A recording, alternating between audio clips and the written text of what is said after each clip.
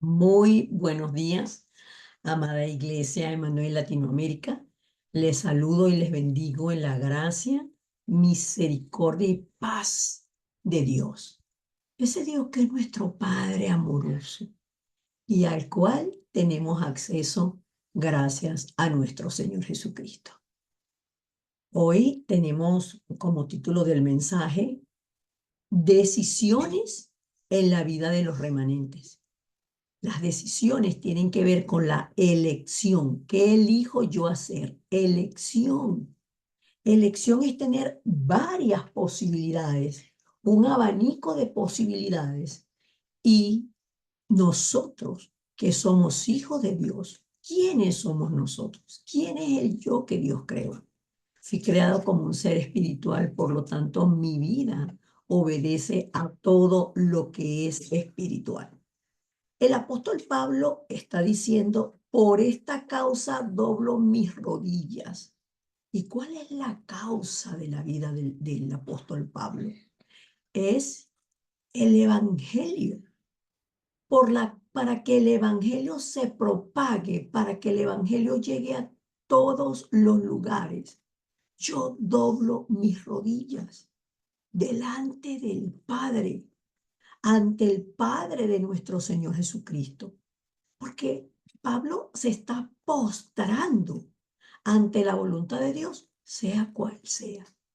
Pero Pablo hay algo que tiene claro. ¿Cuál es la voluntad de Dios con respecto a la razón de ser de nuestras vidas? Por eso es tan importante lo que nosotros elegimos. Y para nosotros elegir, para nosotros decidir bajo la guía del Espíritu Santo, con la guía del Espíritu Santo, con la guía de la palabra, conforme a la norma de la palabra, conforme al deseo de Dios, nosotros tenemos que ser plenamente capaces de comprender. Pero esa comprensión no es solamente mental, o sea, no es que yo entiendo, así yo ahora lo entiendo. Yo debo hacer la voluntad de Dios y yo acepto hacer la voluntad de Dios. No es solamente eso, sino es hacerlo mío, hacerlo propio, tomarlo, aferrarlo, agarrarlo, hacerlo mío.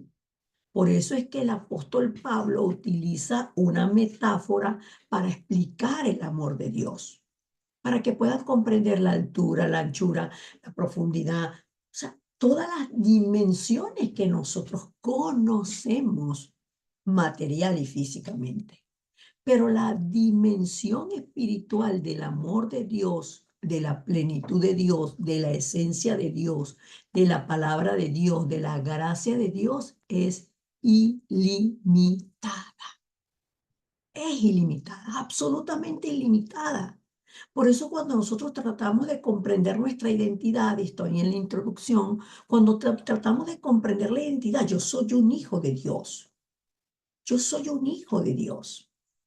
Entonces, como hijo de Dios, entiendo que mi identidad, o sea, yo soy hijo de Dios por voluntad de Dios. Lo dice la palabra en Efesios 1 del 3 al 5, que Él nos escogió desde antes de la fundación del mundo por el puro afecto de su voluntad. Por el puro afecto de su voluntad. Pero también dice la palabra en Juan 1:13 que nosotros fuimos hechos de Dios, no por voluntad de carne, ni de sangre, ni de varón, sino por voluntad de Dios. Quiere decir que somos hijos de Lucía y de Ángel.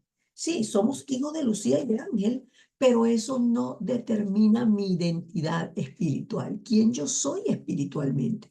Por eso cuando en mí hay nace, surge esa fe, ese llamado de Dios, yo lo creo, pero además de eso lo acepto. Y además de eso lo abrazo. Además de eso lo aferro. Además de eso lo hago mío. ¿Por qué? Porque el Dios que es eterno me hizo eterno a mí, me hizo eterna a mí. Por eso yo puedo vivir en el presente la eternidad. La eternidad no es algo postrero. Es la eternidad, es el mismo Dios que existe sin que nadie lo haya creado, Y nosotros que somos creación suya, nos comunicamos con Él, dependemos de Él y estamos interconectados con Él, tenemos comunión con Él mediante la palabra, la oración, y así es que yo recibo la guía del Espíritu Santo. Porque las personas dicen, y sí, lo dice el Padre nuestro que estás en los cielos. Pero ahora, ¿dónde está mi Padre? ¿Dónde está mi Padre? Particularmente yo, mi papá terrenal, partió a la presencia del Señor hace 25 años. Pero yo todos los días recuerdo a mi papá. Yo todos los días recuerdo a mi papito. Mi papito era muy particular, muy jocoso, muy echador de broma. Y yo, para mí, yo decía a mi papá sí es loco. Inventaba muchas cosas, era muy alegre. Y yo lo recuerdo todos los días. Entonces, ¿dónde está mi papá? Francisco, Ángel, mi papá se llamaba Ángel, Ángel Francisco. ¿Dónde está mi papá? Pues está durmiendo, esperando la segunda venida, la segunda venida de nuestro Señor y Salvador Jesucristo. Pero todos los días está conmigo, porque yo lo tengo conmigo. Él vive en mí, Él vive en mi recuerdo. Él fue el instrumento usado por Dios para darme esta vida física. ¿Cuánto no más mi Padre Celestial habita en mí? Está conmigo. A Él le obedezco y por Él yo vivo. Por Él yo vivo. Por eso es que el mismo Señor determinó no dejarnos huérfanos, no dejarnos solos, sino que nos envió al Consolador. Y ese Consolador, ¿qué hace? Nos mantiene a nosotros nos mantiene constantemente, o no es ni siquiera una constancia, es una eternidad, es una plenitud, plenamente dentro del reino de los cielos, con el respaldo del trono celestial, con todo lo de Dios en mí. Ahora, Yael nos hablaba de los remanentes y de la alabanza que el Espíritu Santo sin duda la guió, que está relacionada con este mensaje. Y es que los remanentes, o sea, ¿quiénes son los remanentes? Personas que vivieron, estas personas de las que vamos a hablar hoy, fueron personas de carne y hueso igualito que nosotros, con errores, con situaciones complicadas en la vida, con situaciones que tal vez ellos no crearon, no quisieron vivir, pero les tocó vivirlas. Y dentro de esas situaciones, ellos pudieron elegir, decidir, guíame Dios, haz tu voluntad en mí, yo vivo para ti. Analizaba yo esta mañana orando y pensaba por el pueblo de Dios. Cuando nosotros vemos el pueblo de Israel, todo en ellos giraba en torno a Dios. Por eso cuando Dios los saca de Egipto y los lleva al desierto, ordena que el tabernáculo se ponga en el centro de donde ellos estaban. Pongan el tabernáculo en el centro y que ellos vivan todas las carpas alrededor del tabernáculo para que ellos pudieran volver a Dios, ver la luz encendida dentro del tabernáculo y recordar que ellos ahora eran luz. Y la luz no necesita de las tinieblas. Las tinieblas necesitan de la luz, pero no la luz de las tinieblas. Entonces, ¿en qué tenemos nosotros la similitud con el pueblo de Israel, a quien le fue dada el Antiguo y el Nuevo Testamento? En que nosotros fuimos sacados de muerte a vida, de maldición a bendición, de las tinieblas a la luz, inclusive siendo un pueblo gentil, porque no somos judíos.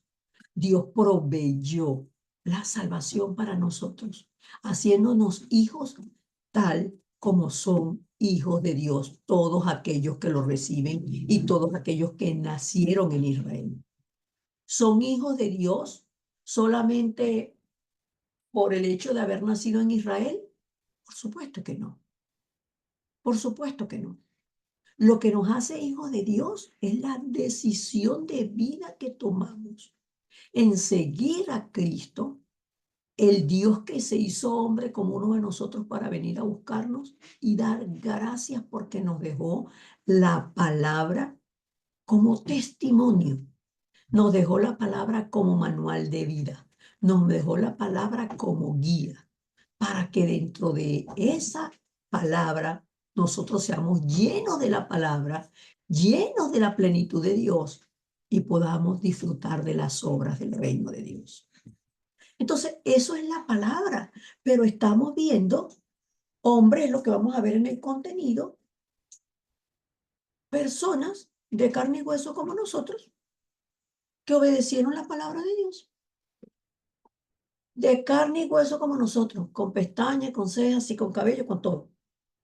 Entonces, estos, por decirles personajes, pero no le vamos a decir personajes, ellos son remanentes, porque fueron los que quedaron en esa época para hablar de Dios y para que las personas que vivían en la misma época que ellos tuvieran la oportunidad de acercarse a Dios y conocer a Dios, disfrutar a Dios y vencer la tierra, vencer con las elecciones que ellos tomaron. Por eso es que toda la vida de ellos, o parte de la vida de ellos, o las decisiones que ellos tomaron, quedaron escritas como obras maestras. Eso es lo que está reflejando la Biblia, la obra maestra que levantó, que hizo en su tiempo, o que hicieron José, Daniel, Abdías, Eliseo, Pablo. Y si bien es cierto que nosotros conocemos bastante a José, ¿quién fue José?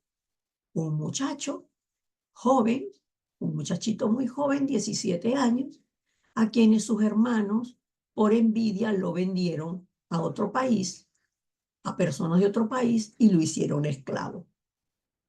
Pero antes de que José saliera de casa de su papá, del amor de su papá, el papá le había, le había dado lo más importante, que era la palabra de Dios y la razón por la que él vivía. Y Dios, antes, por eso es que Dios siempre, hermano, crean esto, Dios siempre se anticipa a decirnos las cosas a nosotros. Nosotros no las entendemos, a veces no las escuchamos, a veces no, sobre todo no es que no las escuchemos, creo que no las relacionamos. Eso es lo que pasa, no las relacionamos. Ah, esto era lo que Dios me quería. Ah, es por eso que yo vine. Ah, es por eso que... Ay. Entonces, antes de que José saliera, ya Dios le había dado el sueño con de la evangelización mundial. Y a pesar de que sus hermanos, eso que los hermanos hicieron prácticamente, uno dice, eso es imperdonable. José no centró la mirada en sus hermanos, sino en la razón por la que Dios lo envió a Egipto. Por eso es que él no puso la emoción, el sentimiento, la rabia con sus hermanos, ni tampoco ahora yo estoy en la buena, bueno, mis hermanos que se embromen, sino que les dice, ustedes no, o sea, no crean que ustedes me vendieron. Claro que te vendimos. No, es que Dios me trajo acá para salvar a mucha gente. ¿Por qué? Porque la única manera de salvarse, de salvar a la humanidad, es a través del mensaje de salvación en Cristo Jesús. La simiente es la mujer para esa época. Y por eso él estuvo seguro hasta la muerte, que el cumplimiento de la venida del nacimiento de la mujer se daría en Canaán. Y por eso le dijo a su gente, le dijo en Génesis 50:25, ustedes van a tener respuesta, ustedes van a tener la guía de Dios, ustedes van a salir de aquí a Canaán, llévense sus huesos, mis huesos con ustedes. Porque estaba seguro. Y vemos otro remanente que lo oímos mencionar más que todo por el foso de los leones, pero el foso de los leones era algo natural para Daniel. Lo importante en Daniel es que siendo hijo de un rey, Daniel había sido instruido en los caminos del Señor, tenía el pacto absoluto. Por eso él que tenía el pacto y que conocía, porque era un muchacho instruido, cómo los otras naciones, y lo había anunciado el profeta tanto el profeta Jeremías como el profeta Isaías, sobre todo Isaías, de que Israel iba a caer cautivo de Babilonia. Daniel sabía quién era Babilonia. Por eso Daniel no lo deslumbró estar en la casa del rey Nabucodonosor y que le dieran grandes banquetes y la porción del vino del rey, porque él sabía que eso era ofrecido a los demonios. Y él de manera consciente decidió, no me voy a contaminar con esto. Y no solamente él, sino Sadrach, Mesach y Abednego tomaron una decisión. Y cuando le tocó a Daniel de manera particular tomar la decisión de que, bueno, firmaron un edicto real. Dicen que el que adore a otro Dios que no sea el rey, lo van a meter al foso de los leones, lo van a matar. Bueno, pero es que ellos no están primero que Dios. Por eso dice Daniel 6:10 que Daniel se arrodillaba 3 días y abría las puertas de su habitación dando hacia Jerusalén, porque él oraba en dirección hacia Jerusalén, recordando a su Dios y a su parentela, a su familia que tenían el pacto y que le dieron el pacto. Entonces, aunque ello pudo provocar su muerte, él no temió a la muerte, porque en él habitaba la vida. Y hasta el día de hoy, Daniel recibió revelaciones por adelantado que hasta el día de hoy algunas de ellas no se han cumplido. Y dice la palabra que están por cumplirse. ¿En cuál? ¿En qué momento? En el tiempo de Dios. En el tiempo de Dios conforme al plan de Dios.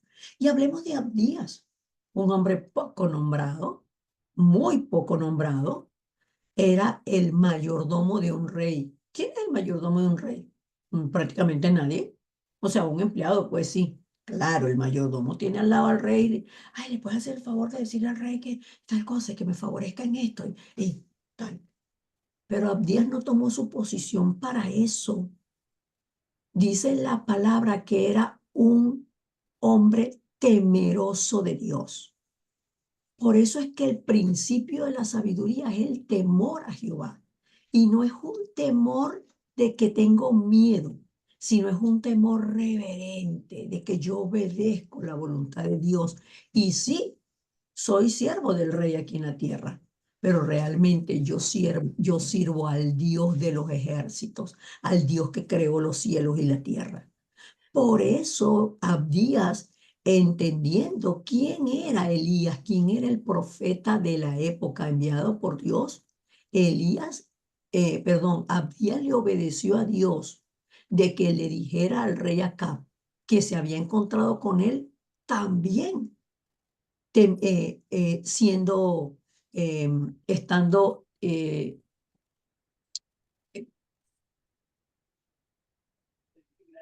tam- también siendo posible que él muriera, estando a riesgo de muerte. Estando a riesgo de muerte, y le dijo a Elías, no, si tú te desapareces, todo el mundo te ha buscado por tierra, por cielo, por ahí, no, nadie te puede agarrar.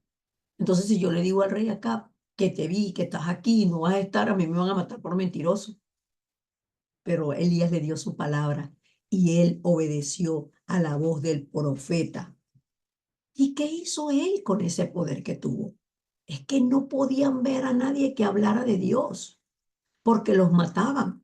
Y él ocultó 100 profetas y los alimentó.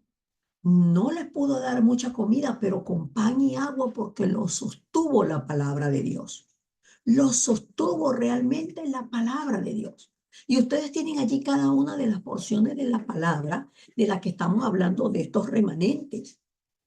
Y también hablamos de Eliseo. Siempre se escucha hablar de Elías, muy poco de Eliseo. Pero Eliseo, cuando se encontró con Elías, no, vio la posición de los demás, de los que querían quedarse con Gilgal, de los que querían quedarse con Betel, de los que querían quedarse con posiciones terrenales en Jericó. En estas ciudades importantes, eran importantes, pero para él eso no fue importante. Para él importante fue ¿Quién vio lo que él vio, el Espíritu de Dios en Elías, la conexión de Dios de Elías con Dios, las respuestas de Dios en Elías, el servicio de Elías para predicar el evangelio a costa de su vida? Y le dijo, yo quiero el doble de la porción del Espíritu que Dios te dio. Y Elías le dijo, wow, eso que tú has pedido es grande, o sea, yo no te puedo garantizar eso. Pero los que estaban, cuando Elías pasó por Gilgal, sabían que Elías se iba y se fue Elías y aquí quedo yo. Cuando pasó por Betel, se va Elías y aquí quedo yo. Cuando pasó por Jericó, que quedé, no, aquí ya nos pusimos la bota, nos quedamos aquí. Pero él no tomó eso en cuenta, sino que tomó y se aferró a Elías, no lo soltó. Se fue detrás de él, detrás de él, detrás de él, detrás de él. Y Elías siempre le decía que se quedara, hasta que lo vio partir y ahí recibió la doble porción del Espíritu. Y cuando ya Eliseo continuó la obra como profeta de Dios, continuó como remanente el que aferró el pacto que Dios le había dejado a Elías, le había dado a Elías. Continuó la obra y camino de salvación. Fue realmente Eliseo un hombre que cuando asesoró al rey, lo asesoró con la sabiduría de Dios, no con envidia, no con rabia, no con deseos de venganza, sino con amor. Y ese amor trajo realmente diferencias, o sea, diferencias para toda la nación de Israel. Porque la influencia que damos los remanentes a un país es completa, porque no es nuestra influencia, es el poder de Dios. Y Pablo, que no estuvo, el apóstol Pablo no conoció al Señor Jesús físicamente, no estuvo con el Señor Jesús. Al contrario, lo persiguió. Pero cuando el Señor Jesucristo, estoy en el punto 5, cuando el Señor Jesucristo llamó a Pablo, Pablo escuchó el llamado y le obedeció, le obedeció. Y teniendo Pablo, lo dice la palabra en, lo dice la palabra en Filipenses 3, del 4 al 8. Todo el respaldo, la sabiduría, la enseñanza, el conocimiento, los estudios, la ciudadanía de Pablo, la posición social de Pablo, lo tomó todo por basura para ganar a Cristo. Eso es lo que hace la gran diferencia. Dejó todo, todo atrás para seguir a Cristo. Y él entregó su vida hasta la muerte. ¿Para qué? Para que el mundo conociera el mundo, porque Pablo salió de Jerusalén y dio a conocer a Asia, a Europa, en Europa el Evangelio. Pero no solamente eso, sino que el Espíritu Santo le dio la conclusión a Pablo. Y la conclusión que le dio el Espíritu Santo es, Pablo, es necesario que comparezcas ante César. Por eso Pablo dice, me es necesario ir a Roma. Y estando ante César, él predicó el Evangelio.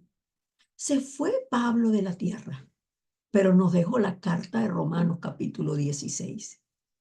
Y allí Pablo presenta nombres de personas que nosotros no los conocemos, pareciera que no son importantes, pero son remanentes que garantizaron la continuidad del Evangelio. Ellos fueron colaboradores, hospedadores, ayudadores, los que contribuyeron inclusive económicamente para que la obra del establecimiento del reino de los cielos y la predicación de la palabra se diera hasta que 250 años después, Roma dobló las rodillas.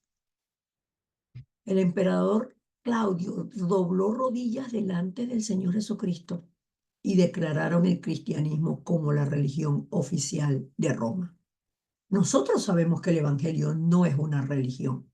Por eso nosotros podemos concluir de una manera diferente. ¿Cuál es el estilo de vida? ¿Cuál es el estilo de vida de nosotros? Y vamos a concluir. José dijo, o sea, la conclusión de estos remanentes. ¿Cuál es la conclusión mía? ¿Qué decido yo sobre la marcha? Qué quiero hacer yo, mi voluntad o la voluntad de Dios? José dijo, vosotros pensasteis mal contra mí. Hermanos, ustedes pensaron mal contra mí. Yo sé lo que estaba en su corazón, pero el corazón de ustedes y el deseo de ustedes nunca está sobre el de Dios. Por eso es que Dios lo encaminó a bien para hacer lo que vemos hoy, para mantener en vida a mucho pueblo.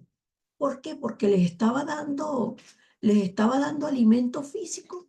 No, porque les estaba predicando el evangelio y estaba estableciendo el reino de Dios. Los hermanos no lo entendieron. Cuando murió el papá, temblaban. Pero José no tenía nada que ver con eso.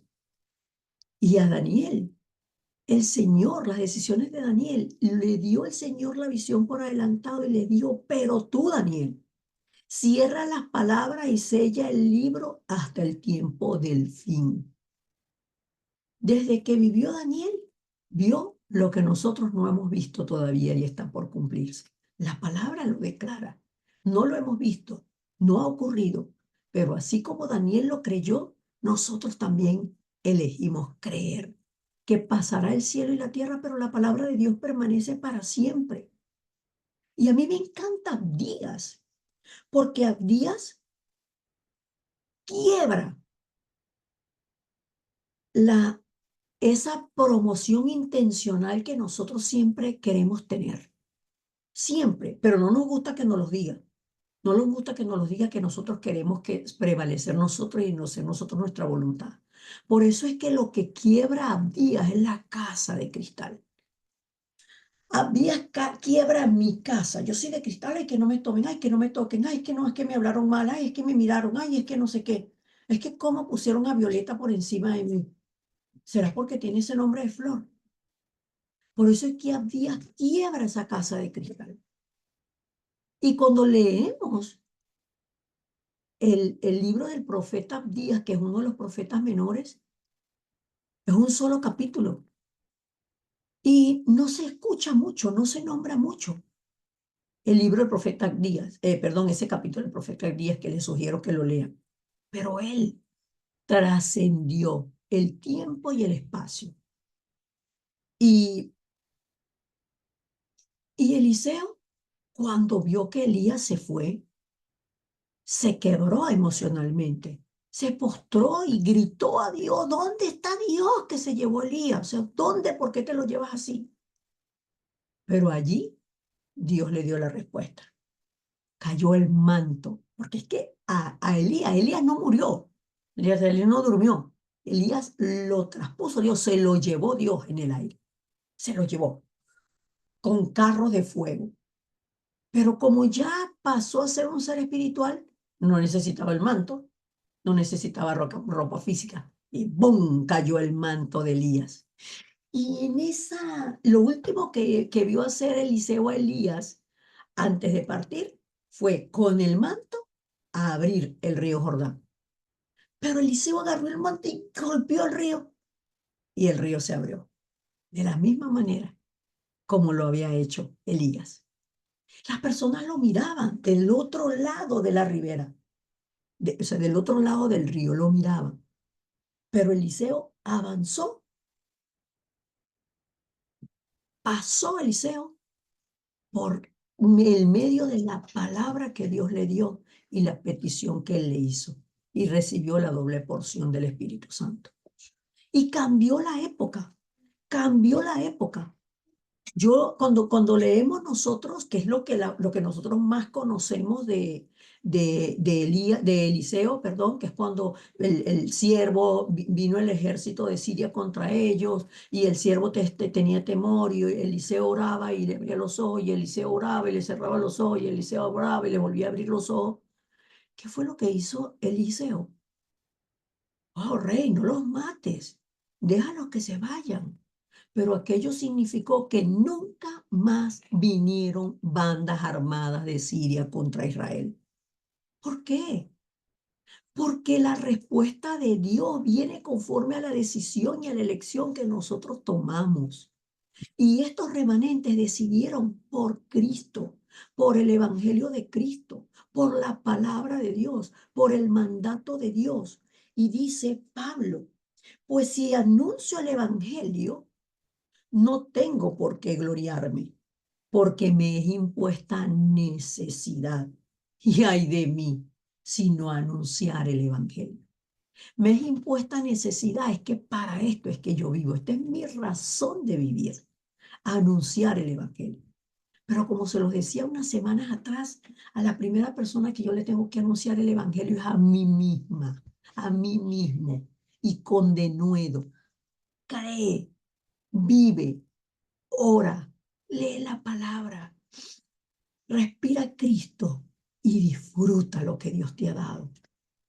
Tenemos capacidad de elegir, tenemos libre albedrío, pero nosotros que somos hijos de la luz, no necesitamos buscar nada en la oscuridad para decidir, porque vivimos en el reino de Dios y en Él están todas las respuestas.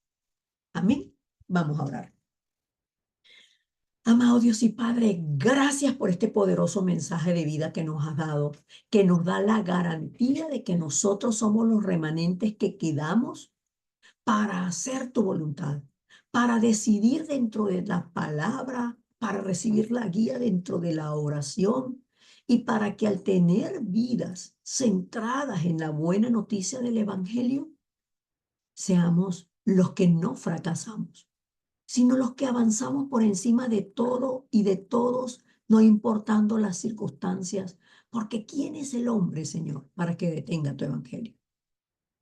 Llénanos, guíanos, ayúdanos, fortalécenos, instrúyenos, capacítanos y que nosotros podamos tener, Señor, la conciencia espiritual de este yo que tú creaste en la identidad tuya, con la autoridad que nos has dado el nombre de Jesucristo y viviendo de manera segura, que somos tus hijos, que hemos sido salvos y que esta salvación nada ni nadie nos la quita.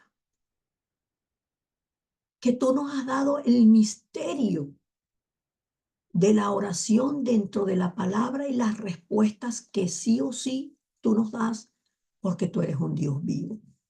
Porque si nosotros siendo malos sabemos dar buenas dádivas a nuestros hijos, ¿cuánto no más tú le darás el Espíritu Santo a quien te lo pida? Y esa es nuestra petición hoy, Señor, que se haga tu voluntad, que venga tu reino sobre nosotros, como tus hijos, dentro de nuestras familias, la bendición de todo nuestro linaje, la salvación de nuestras generaciones, que tu reino se establezca, Señor, y que nosotros de manera segura recibamos la guía de tu Santo Espíritu, sin dudar, sin titubear, sin esforzarnos, porque nada de esto tiene que ver con nuestro esfuerzo, sino que tú nos das la garantía de victoria, porque tú, Señor Jesucristo, derramaste tu sangre en la cruz del Calvario, allí consumaste la salvación y venciste a Satanás, la muerte, el infierno, y nos trasladaste a tu reino. En este reino, Señor, en el que nosotros vivimos de manera natural y lo transmitimos de manera natural. Gracias porque nos das el entendimiento de que somos remanentes que quedamos para hacer que otros queden y que teniendo nuestras generaciones, nuestros hijos, nuestros jóvenes, nuestros nietos, nuestros muchachos con nosotros, Señor, les transmitamos este evangelio como modelos de vida, no nosotros, sino como modelos de vida dentro de Cristo, para que ellos anhelen también, Señor, darle continuidad a el establecimiento de tu reino aquí en la tierra, para que cuando el evangelio del reino se predique en todo el mundo, entonces venga el fin. Oramos, agradecidos, Dios Trino, en el nombre poderoso de Jesucristo. Amén y amén.